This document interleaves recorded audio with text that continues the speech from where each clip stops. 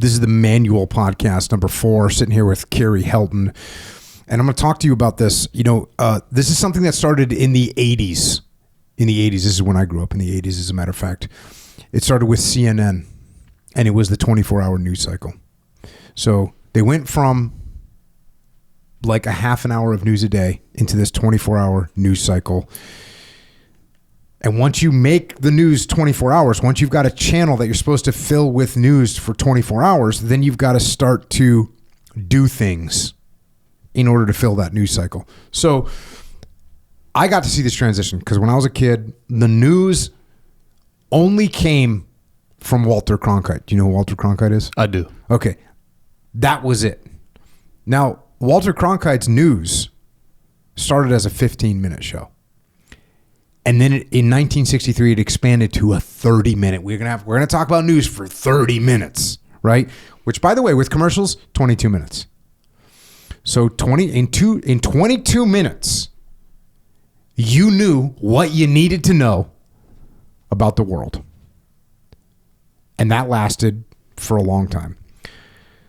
But then, I think 1980. I think it was like 1980, maybe 1981, something like that. CNN kicked it off and said, we're going to do news 24 hours a day.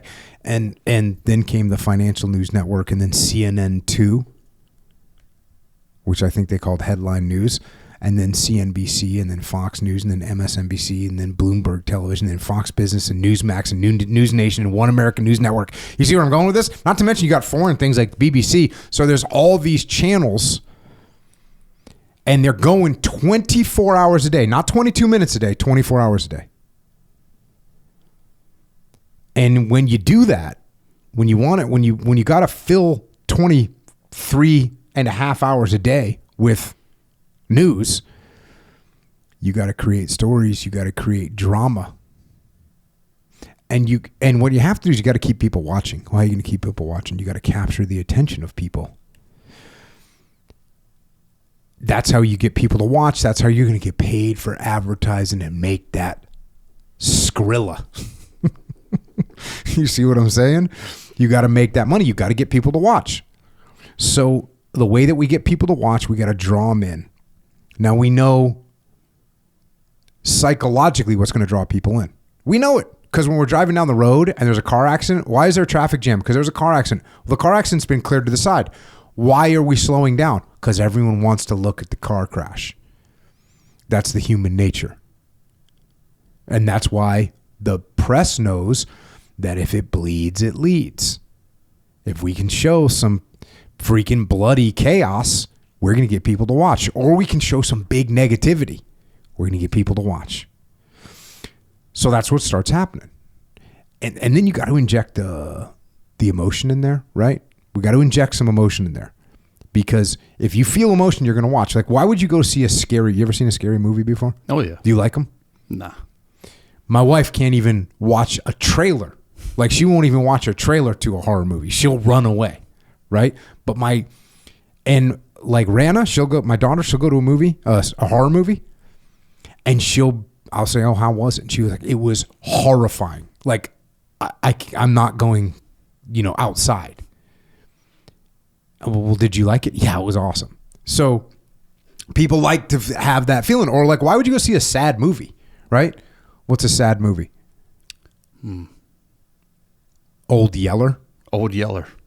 Like, these are movies that are sad movies. They make you sad. Why would you go see something that makes you, well, it's going to trigger, it's emotion. And so people are drawn towards emotion.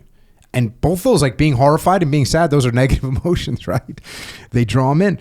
So we get this news cycle, and now they're running stuff. Another way is just by giving opinions, right? If I give my opinion about something, if you hate my opinion, you'll keep watching. If you love my opinion, you'll keep watching. But I don't care as long as you keep watching. That's what my goal is. So then you take this 24-hour news cycle, and then you throw in the social media activities, right? Twitter, X, Instagram, Facebook, YouTube, Substack, Patreon. Like, you got all these things, and they're all doing the same thing, which is they're trying to get you to pay attention to them as well. And they're doing whatever they have to do to sucker you in for 15 more seconds or 30 more seconds or 1 more minute or 10 minutes or half an hour or 5 hours. I had friends of my kids tell me that they had to take TikTok off their phone because they'd wake up in the morning and 4 or 5 hours gone. 4 or 5 hours daily gone. Poof. And these people, like, so that the content creators, they want your attention. And then, of course, the algorithms being given to you what you want. So you give them time and your time is gone, but they got what they wanted. And what they got was your eyes on. And so it's gone from this 24-hour news cycle to a 24-minute news cycle. It's 24 minutes, man. Like, if a news story breaks, when a news story breaks, within 24 minutes, there's reaction videos, there's commentaries, there's debates, there's conspiracy, there's shock journalism, right? That's what's happening. Like, a story breaks and we are going to be there with the commentary and with the, like, oh, that shouldn't have happened, or this is what the cause was, the debates are coming, the conspiracies are kicking off. Like, it's all coming. Shock journalism, right? This used to be called yellow journalism, which broadly meant exaggeration, scandal mongering. I like that one. Right? Oh, we got to find out about that scandal. Got to find out. Especially, you know, I've explained this to people. Back in the day, there was a magazine called, I don't know if it still exists, but the National Enquirer. Does it still exist? Do you know? Yeah, I believe so. So why does that exist? All it's doing is just talking smack about people, right? Am I right? Yeah. Was that the National Enquirer? Was that like aliens are? It was part aliens are, but I think it was, and maybe I'm confusing you with some others, but they're similar vein, which is, you know, so-and-so celebrity got a drunk driving accident. Right. So-and-so celebrity. It's like, you know, TMZ magazine style. Yeah, TMZ magazine, right? Yeah. Why do those things exist? Because people want to watch them. That's why they exist. Scandal mongering, misinformation, whatever could be done to provoke an emotional response and get people to pay attention. That's what yellow journalism was. So people writing headlines, dramatic freaking headlines. So that's what's happening. That's what's going on. And there's literally millions of people that are trying to get you to watch. And it's working. It's doing exactly what it's designed to do, right? It's doing all the things. It's got all the little psychological and physiological things that it's supposed to have. The dopamine, little reward loops, right? It was actually Echo Charles that explained variable rewards to me because I didn't know about it. But if you give, and then I learned this from dog training as well, you don't give the same reward every time. You don't, like, you could have like a nice little cube of prime rib for your dog. And if you give him that same, you know, 1 inch by 1 inch cube of prime rib, eventually that's just kind of what's expected. You got to keep him guessing a little bit. Sometimes you give him prime rib. Sometimes you literally don't give him anything when you're training a dog. Sometimes you just say good dog. Then maybe 2 times later, you give them a little hunk of that prime rib and they're feeling good, right? But they come back for it. Call that the jackpot. The jackpot. The variable reward.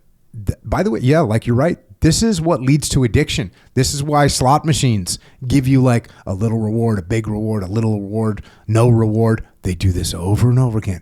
This is psychological engineering. Variable rewards, that's part of it. Dopamine hits, reward loops, endless scroll, endless content. That's there. You don't ever have to stop. It's going to give you, there's another dopamine reward variable size in one finger swipe, and you can't say no to it. You're programmed not to say no to it. And by the way, all the things that they're going to show you are tailor-made for your brain to draw you in. That's what's going on. It's personalized for you. Isn't it amazing? Isn't it amazing that Instagram can show you exactly what it is you're interested in? Little emotional triggers are in there. They show you things that piss you off, and they show you things that you love, because it doesn't matter. If I hate it, I'm going to share it. What an idiotic take this is. Share. Or this guy's got it right. Share. Either one. That emotional level that I get to makes me want to share it with other people. And then, of course, on top of all that, you get the validation, right? We get the likes and the comments and the views and all that. Another thing about this that draws us in is it gives you a level of a weird form of control, because you get to have a strong opinion about something, right? You get to say, man, this is bullshit, or I can't believe this person did that. You get like a control over it, and you feel strongly about it. And it feels good to feel strongly about something. Like, that feels good. You get to have a little bit of an emotional release over something, right? Even if it's only 5 seconds long, you go, damn, I'm going to reshare that. I can't believe that happened. I can't believe this person did that. I can't believe that person's doing that thing. Like that, it feels good to people. Except for none of the thing that you're investing this emotion in, none of it doesn't matter. It does not matter at all in any way, shape, or form. It does not matter. It only feels like it matters, but it doesn't matter. But that's what we're up against. Dopamine, variable rewards, endless scroll, personalization, emotional triggers. That's what we're up against. Things specifically engineered to distract you and steal your attention and make you pay attention to something that literally does not matter at all. But they engineered it that way. So what are we supposed to do? What are we supposed to do? I'll tell you what we're supposed to do. Go to manual mode. That's what you have to do. If you go in cruise control, you will scroll until you are dead. You have to go into manual mode. You have to turn the trash off and get away from it. Because if you don't go into manual mode, I'll tell you what's going to take over. Your natural, psychological, and physiological instincts will take over. They'll follow the path of least resistance. They'll be with their hands out begging for that neurochemical release. That's what's going to happen. You have to deny these things from happening. You have to switch into manual mode and get out of the 24-minute news cycle and get your ass into the real world that's all around you. Right here. Real life. Go live it. And that's what I got. If you want to go support what we're doing here, go to jockofuel.com, originusa.com, jockostore.com, echelonfront.com. Thanks for listening. Now stop listening and go get after it.